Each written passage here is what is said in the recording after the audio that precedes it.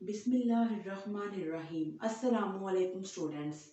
आज का हमारा टॉपिक है रेजोनेंस हाइब्रिड। मतलब हम देखते हैं कि हमारे पास जो कंट्रीब्यूशन होती है, जो हमारे पास कंट्रीब्यूशन ऑफ कैनोनिकल फॉर्म्स हैं, उसकी हमारे पास जो रेजोनेंस हाइब्रिड से हमारे पास जो कैनोनिकल फॉर्म्स बनती हैं, तो उसमें हमारे पास जो है वो क्या कंट्रीब्यूशन है हमारी कैनोनिकल फॉर्म्स की। तो हमने अपने प्रीवियस लेक्चर में देखा कि हमारे पास जो रेजोनेंस है वो किस तरह होती है, उसकी डेफिनेशन देखी, रेजोनेंस हाइब्रिड देखा, कैनोनिकल फॉर्म्स देखी, रेजोनेंस एनर्जी देखी। तो कुछ रूल्स देखे कि हमारे पास क्या रूल्स फॉलो होंगे तो वो कैनोनिकल फॉर्म वैलिड होगी, और अगर वो रूल्स फॉलो नहीं होंगे तो वो कैनोनिकल फॉर्म वैलिड नहीं होगी। तो आज हम देखते हैं कि हमारे पास वो जो कैनोनिकल फॉर्म्स बनती हैं, जो कंट्रीब्यूटिंग स्ट्रक्चर्स बनती हैं, उनकी हमारे पास जो है वो क्या कंट्रीब्यूशन होती है, तो कैनोनिकल फॉर्म्स जो है वो क्यों बनती हैं। तो हम देखते हैं कि हमारे पास अगर कोई भी हमारे पास स्ट्रक्चर है, उससे जो आगे फर्दर कैनोनिकल फॉर्म बनती हैं, 2 3 4 जितनी भी बनती हैं, तो वो सारी की सारी जो है वो इक्वली कंट्रीब्यूट नहीं करती रेजोनेंस हाइब्रिड में। मतलब कि किसी की जो कोई ऐसी स्ट्रक्चर जिसकी स्टेबिलिटी ज्यादा है और कोई ऐसी स्ट्रक्चर होगी जिसकी स्टेबिलिटी कम होगी, और सारी की सारी इक्वली जो है वो कंट्रीब्यूट नहीं करती। और हमारा जो रेजोनेंस हाइब्रिड होता है, मतलब जो हमारे पास रियल स्ट्रक्चर होती है, जिसको हम क्या कहते हैं, रेजोनेंस हाइब्रिड, तो वो हमारे पास क्या है, वो सबसे ज्यादा स्टेबल होता है। देन हमारे पास जितनी भी कंट्रीब्यूटिंग स्ट्रक्चर उसकी आगे से जो नेक्स्ट जो है वो बनती है, तो हमारा रेजोनेंस हाइब्रिड क्या होता है, उन सबसे ज्यादा स्टेबल होता है। तो हम देखते हैं कि हमारे पास वो वाली फॉर्म कंट्रीब्यूटिंग स्ट्रक्चर जो ज्यादा जो है कंट्रीब्यूट करेगी, जिसकी स्टेबिलिटी ज्यादा होगी, तो वो हमारे पास क्या करेगी, रेजोनेंस हाइब्रिड में ज्यादा कंट्रीब्यूट करेगी, दूसरी जो है वो कम कंट्रीब्यूट करेंगी। तो हमने ये किस तरह देखा कि हमारे पास जो है वो एक कैनोनिकल फॉर्म ज्यादा कंट्रीब्यूट करती है, दूसरी कम करती है। तो हमने उस कैनोनिकल फॉर्म की जो है वो रेजोनेंस एनर्जी देखी, फिर हमने रेजोनेंस हाइब्रिड की एनर्जी के साथ उसको कंपेयर करके देखा, तो हमें पता चला कि ये हमारे जो कैनोनिकल फॉर्म बनी है, जो कंट्रीब्यूटिंग स्ट्रक्चर बनी है, ये हमारे पास ज्यादा स्टेबल है एज कम्पेयर टू जो हमारे पास दूसरी इसकी कंट्रीब्यूटिंग स्ट्रक्चर्स बनी थी। तो बाद में देखा गया कि हमारे पास सिर्फ यही एक पेट रूल नहीं है कि हम सिर्फ इसी को ही देख के बताते हैं कि कौन सी कैनोनिकल फॉर्म ज्यादा जो है हमारे पास स्टेबल है, कौन सी कम स्टेबल है। तो उसके हमने देखा कि हमारे पास जो हर कैनोनिकल फॉर्म है उसकी कंट्रीब्यूशन क्या होती है रेजोनेंस हाइब्रिड में। तो उसमें हमारे पास कुछ रूल्स आते हैं कि हम किस तरह वो मतलब वो रूल्स हम क्यों फॉलो करते हैं। हम अपने रेजोनेंस हमारे पास हो रही है उसकी स्टेबिलिटी को चेक करते हैं कि हमारे पास जो कैनोनिकल फॉर्म बन रही है रेजोनेंस से, तो उसके हमारे पास कुछ रूल्स हैं। हम उन रूल्स को देखते हैं कि हमारे पास जो कैनोनिकल फॉर्म बनती है उनकी हम स्टेबिलिटी को क्या करते हैं, इवेलुएट करते हैं। तो हमारे पास कुछ रूल्स है, rules to evaluate stability of resonance hybrid. मतलब जो हमारे पास जो आगे से रेजोनेंस हाइब्रिड से जो कैनोनिकल फॉर्म्स बन रही हैं, हम उनकी स्टेबिलिटी को इवेलुएट करते हैं। तो सबसे पहले जो हमारे पास रूल है वो क्या है, greater the number of covalent bond greater the stability. मतलब कि हमारे पास जो कैनोनिकल फॉर्म बन रही हैं 2 3 4, उसमें हमारे पास वो ऐसी फॉर्म जिसमें कोवेलेंट बॉन्ड ज्यादा होंगे देन दूसरी फॉर्म से, तो वो हमारे पास क्या होगी, वो हमारे पास वो वाली फॉर्म क्या होगी, ज्यादा स्टेबल होगी। जैसे देखिए हमारे पास एग्जांपल है, इसमें देखिए हमारे पास 2 3 और 2 5, इसमें हमारे पास क्या है, 5 कोवेलेंट बॉन्ड है। लेकिन इस स्ट्रक्चर में हमारे पास 2 3 4 कोवेलेंट बॉन्ड है। तो देखिए ये वाली स्ट्रक्चर क्या होगी, ज्यादा स्टेबल होगी, और ये वाली स्ट्रक्चर हमारे पास कम स्टेबल होगी। ये हमारे पास कैसे बनेगी, जब ये डबल बॉन्ड जो है वो यहाँ पे इस डबल बॉन्ड के इलेक्ट्रॉन यहाँ पे शिफ्ट किए, तो ये डबल बॉन्ड इसके इलेक्ट्रॉन आगे इस कार्बन पे शिफ्ट हो गए। तो हमारे पास जब यहाँ 5 डबल बॉन्ड थे और यहाँ हमारे पास जो है वो हमारे पास यहाँ हमारे पास 5 बॉन्ड थे कोवलेंट बॉन्ड, यहाँ हमारे पास 4 कोवलेंट बॉन्ड रह गए हैं। तो मेरे पास ये वाली जो स्ट्रक्चर है ये ज्यादा स्टेबल होगी एज कम्पेयर टू इस वाली से। उसके बाद हम अपने सेकंड रूल पे आते हैं, structure without charges are more stable than those with, जिसके ऊपर कोई फॉर्मल चार्ज होगा वो हमारे पास स्ट्रक्चर इतनी स्टेबल नहीं होगी एज कम्पेयर टू उस स्ट्रक्चर से जिसके ऊपर कोई भी फॉर्मल चार्ज नहीं होगा।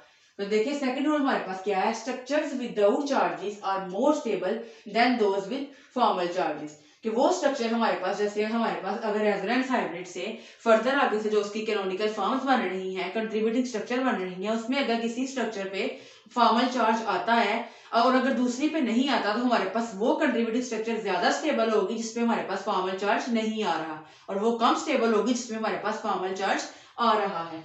तो देखिए इस हम अगर इन दोनों स्ट्रक्चर्स को देखें, तो इसमें मेरे पास देखिए कोई भी फॉर्मल चार्ज नहीं है, लेकिन अगर मेरा ये वाला लोन पेयर जो है वो यहाँ पे शिफ्ट हो तो ये वाला डबल बॉन्ड आगे इस कार्बन पे शिफ्ट हो जाएगा। इस डबल बॉन्ड के जो इलेक्ट्रॉन है वो इस कार्बन पे शिफ्ट होंगे, तो यहाँ डबल बॉन्ड आ गया, नाइट्रोजन पे पॉजिटिव चार्ज और कार्बन पे नेगेटिव चार्ज। देखिए इस स्ट्रक्चर में मेरे पास जो है वो फॉर्मल चार्जेस जो है वो डिवेलप हो गया, लेकिन इस स्ट्रक्चर में मेरे पास कोई भी फॉर्मल चार्ज नहीं था, तो इसलिए ये ज्यादा स्टेबल होगी और ये कम स्टेबल होगी। उसके बाद थर्ड पे आते हैं, the less the charge separation the greater the stability, मतलब कि जितनी चार्ज सेपरेशन जो है वो कम होगी उतनी ही स्टेबिलिटी ज्यादा होगी, जितनी चार्ज सेपरेशन ज्यादा होगी उतनी ही स्टेबिलिटी कम होगी। तो इसमें देखिए हमारे पास CH2 double bond CH, single bond CH और सिंगल बॉन्ड CH2। इसमें देखिए हमारे पास जो चार्ज सेपरेशन है वो कम है, लेकिन इस स्ट्रक्चर में देखिए हमारे पास चार्ज सेपरेशन क्या है, ज्यादा है। अगर हमारे पास ये वाला डबल बॉन्ड जो है वो यहाँ पे शिफ्ट हो तो यहाँ मेरे पास डबल बॉन्ड आ जाएगा और इधर क्या आ जाएगा, कार्बन पे पॉजिटिव चार्ज, इस कार्बन पे क्या आ गया, यहाँ पे पॉजिटिव चार्ज। तो देखिए इसमें मेरे पास चार्ज सेपरेशन कम थी और इस स्ट्रक्चर में मेरे पास चार्ज सेपरेशन ज्यादा है, इसलिए मेरे पास ये वाली जो स्ट्रक्चर है वो ज्यादा स्टेबल होगी एज कम्पेयर टू इस वाले स्ट्रक्चर से। उसके बाद इसी रूल में हमारे पास उन्होंने ये बताया होगा कि अगर हमारे पास कोई ऐसी स्ट्रक्चर आ गई जिसमें हमारे पास लाइक चार्जेस क्रिएट है और एडजेसेंट एटम के ऊपर है, तो वो हमारे पास मोस्ट अनफेवरेबल होगी। मतलब एडजेसेंट एटम क्या होते हैं, जो एक दूसरे के साथ साथ होते हैं। देखिए जैसे अगर इस स्ट्रक्चर की बात करें, O नेगेटिव दोनों लाइक चार्जेस हैं और ए एडजेसेंट कार्बन के ऊपर है और पॉजिटिव चार्ज भी है, तो ये मेरे पास क्या है, मोस्ट अनफेवरेबल है। मतलब अगर मेरे पास रेजोनेंस हाइब्रिड से फर्दर कोई कंट्रीब्यूटिंग स्ट्रक्चर बन रही है और अगर वो इस तरह की स्ट्रक्चर होगी जिसमें मेरे पास लाइक चार्जेस डेवलप हो गए हैं और वो एडजेसेंट कार्बन पे है, तो वो मेरे पास स्ट्रक्चर की आगे मोस्ट अनफेवरेबल होगी, वो उसकी स्टेबिलिटी जो है वो बहुत कम होगी। उसके बाद हम फोर्थ रूल पे आते हैं, structure with negative charge on more electronegative atom are more stable than those on less electronegative atom. मतलब अगर मेरे पास नेगेटिव चार्ज है और वो मोर इलेक्ट्रोनेगेटिव एटम के ऊपर है तो वो मेरे पास ज्यादा स्टेबल होगा एज कम्पेयर टू अगर मेरे पास जो नेगेटिव चार्ज है और वो कम इलेक्ट्रोनेगेटिव एटम के ऊपर है।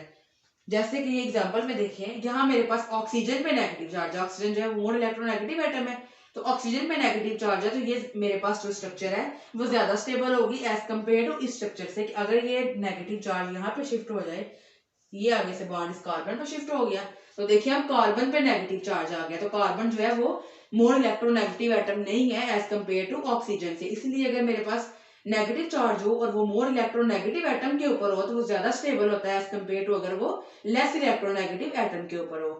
उसके बाद सेम ऐसे ही अगर मेरे पास पॉजिटिव चार्ज है और वो लो इलेक्ट्रोनेगेटिव एटम के ऊपर है तो वो ज्यादा फेवरेबल हो गई एज कम्पेयर टू अगर मेरे पास जो पॉजिटिव चार्ज है और वो इलेक्ट्रोनेगेटिव एटम पे आ गया तो वो मेरे पास लेस फेवरेबल होंगे। कि इसमें मेरे पास क्या है कि नेगेटिव चार्ज हो और ज्यादा इलेक्ट्रोनेगेटिव एटम के ऊपर हो तो ज्यादा फेवरेबल होते हैं, और पॉजिटिव चार्ज हो और वो लेस इलेक्ट्रोनेगेटिव एटम के ऊपर हो तो वो ज्यादा फेवरेबल होते हैं। तो ये हमारे पास चार रूल हमने देखे कि सबसे पहले हमने क्या देखा कि हमारे पास जितने कोवलेंट बॉन्ड ज्यादा होंगी उतनी स्टेबिलिटी ज्यादा होगी। उसके बाद हमने देखा कि जितनी चार्ज सेपरेशन कम होगी उतनी स्टेबिलिटी ज्यादा होगी। उसके बाद वो स्ट्रक्चर जिनमें हमारे पास कोई भी फॉर्मल चार्ज नहीं होता वो स्ट्रक्चर ज्यादा स्टेबल होती हैं। उसके बाद हमने देखा कि नेगेटिव चार्ज हो और वो मोर इलेक्ट्रोनेगेटिव एटम के ऊपर हो तो वो ज्यादा स्टेबल होता है as compare to less electronegative atom के ऊपर हो, या फिर पॉजिटिव चार्ज हो और वो लेस इलेक्ट्रोनेगेटिव एटम के ऊपर हो एज कम्पेयर टू के वो मोर इलेक्ट्रोनेगेटिव एटम के ऊपर हो। उसके बाद हम अपना फिफ्थ पॉइंट देखते हैं कि हम फिफ्थ पॉइंट में हमारे पास क्या है कि फिफ्थ पॉइंट हमें ये बताता है कि जो इक्वल कैनोनिकल फॉर्म्स होती हैं उनकी इक्वल कंट्रीब्यूशन होती है टू द रेजोनेंस हाइब्रिड। मतलब कि हमारे पास वो कैनोनिकल फॉर्म जिसकी इक्वल कंट्रीब्यूशन हो रही है, जो इक्वल कैनोनिकल फॉर्म्स बन रही हैं उनकी कंट्रीब्यूशन भी क्या होगी, इक्वल होगी। तो अगर हम एक्रिल्डिहाइड की एग्जांपल लेके देखें तो ये मेरे पास क्या है, एक्रिल्डिहाइड। इसमें अगर देखें हमारे पास जब ये बॉन्ड यहाँ शिफ्ट करेगा तो हमारे पास O पे नेगेटिव चार्ज आ गया। उसके बाद फर्दर जब ये बॉन्ड यहाँ शिफ्ट करेगा तो यहाँ पॉजिटिव चार्ज आ गया और यहाँ पे डबल बॉन्ड आ गया। इसी तरह ही जब O नेगेटिव आगे से यहाँ बॉन्ड जो है वो डीलोकलाइज करेंगे तो ये स्ट्रक्चर बनेगी। फिर इसके बाद जब ये नेगेटिव चार्ज यहाँ शिफ्ट करेगा तो यहाँ डबल बॉन्ड आ गया। अब देखिए इसमें हमारे पास जो इक्वल कैनोनिकल फॉर्म्स बन रही है उनकी इक्वल कंट्रीब्यूशन है टू रेजोनेंस हाइब्रिड। अगर एक्रिल्डिहाइड की बात करें तो ये मेरे पास जो स्ट्रक्चर है ये मोस्ट इंपॉर्टेंट है, क्योंकि अगर हम इसको बाकी रूल के साथ देखेंगे, हमने कहा था कि जितने कोवलेंट बॉन्ड ज्यादा होंगे, नंबर ऑफ कोवलेंट बॉन्ड जितने ज्यादा होंगे उतनी ही स्टेबिलिटी भी ज्यादा होगी। तो देखिए इसमें नंबर ऑफ कोवलेंट बॉन्ड जो है इन सब स्ट्रक्चर से ज्यादा है, 2 3 और 2 5। इसमें देखिए 2 3 4, इसमें भी 2 3 4, इसमें भी 2 3 4 और इसमें भी 2 3 और 4। तो इस स्ट्रक्चर में सबसे ज्यादा कोवलेंट बॉन्ड है। उसके बाद अगर हम देखें तो हमने अपने सेकंड रूल में ये पढ़ा था कि जितनी हमारे पास चार्ज सेपरेशन में जितने फॉर्मल चार्जेस जो है वो हमारे पास फॉर्मल चार्जेस जो है वो नहीं आएंगे, तो उतनी हमारे पास स्ट्रक्चर जो है वो ज्यादा जो हमारे पास है वो स्टेबल होगी।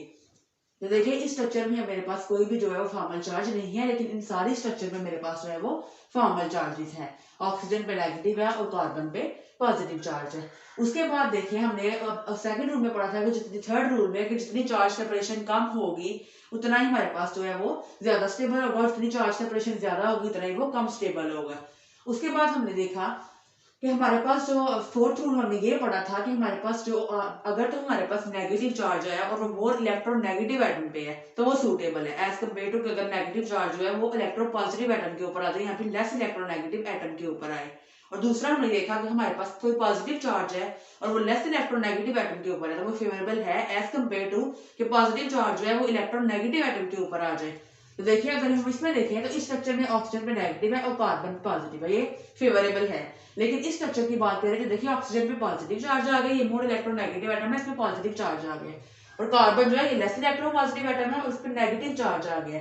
तो ये हमारे पास अगर हम इसको कंपेयर करें तो ये मोस्ट इंपॉर्टेंट स्ट्रक्चर है। इनको देखें तो ये लेस इंपॉर्टेंट है, क्योंकि ये फिर भी थोड़ी बहुत कंडीशन जो हमारे पास रूल्स है वो फॉलो कर रही है। लेकिन अगर इसको देखें तो ये बिल्कुल ही क्या है, नॉट इंपॉर्टेंट है, ये बिल्कुल ही हमारे पास जो है फेवरेबल नहीं है, क्योंकि मोर इलेक्ट्रोनेगेटिव एटम के ऊपर हमारे पास पॉजिटिव चार्ज आ गया और जो लेस इलेक्ट्रोनेगेटिव एटम है उसके ऊपर नेगेटिव चार्ज आ गया। तो हमने पढ़ा था कि ऐसा नहीं होना चाहिए, अगर तो इलेक्ट्रोनेगेटिव एटम है उस पर नेगेटिव चार्ज आ गया तो वो फेवरेबल है, एज कम्पेयर टू कि वो नेगेटिव चार्ज जो है वो हमारे पास इलेक्ट्रो पॉजिटिव एटम पे या फिर लेस इलेक्ट्रोनेगेटिव एटम पे ना हो। इसी तरह अगर हमारे पास पॉजिटिव चार्ज है और वो इलेक्ट्रो पॉजिटिव एटम के ऊपर है या फिर लेस इलेक्ट्रोनेगेटिव एटम के ऊपर है तो वो फेवरेबल है, एज कम्पेयर टू अगर पॉजिटिव चार्ज जो है वो मोस्ट इलेक्ट्रोनेगेटिव एटम के ऊपर आ जाए। तो इस तरह हमने कंट्रीब्यूशन ऑफ कैनोनिकल फॉर्म्स में कुछ रूल्स देखे कि वो रूल्स जो है वो कौन कौन से वो रूल्स थे, और हमारे पास जो कौन सी कैनोनिकल फॉर्म जो है वो ज्यादा फेवरेबल है और कौन सी कैनोनिकल फॉर्म हमारे पास जो है वो लेस सूटेबल है, कौन सी इतनी फेवरेबल नहीं है। तो इसमें हमने देखा कि जितने नंबर ऑफ कोवलेंट बॉन्ड जिस स्ट्रक्चर में ज्यादा होंगे उसकी ज्यादा कंट्रीब्यूशन होगी टुवर्ड्स रेजोनेंस हाइब्रिड, और जिसके जो हमारे पास जिसपे नंबर ऑफ कोवलेंट बॉन्ड्स कम होंगे उसकी उतनी ही जो है हमारे पास कंट्रीब्यूशन जो है वो कम होगी। उसके बाद हमने देखा कि जितनी हमारे पास अगर वो कोई उस स्ट्रक्चर में फॉर्मल चार्ज नहीं आ रहा तो वो ज्यादा कंट्रीब्यूट करेगी टुवर्ड रेजोनेंस हाइब्रिड, और जिसमें हमारे पास फॉर्मल चार्ज बन रहे हैं वो कम कंट्रीब्यूट करेगी।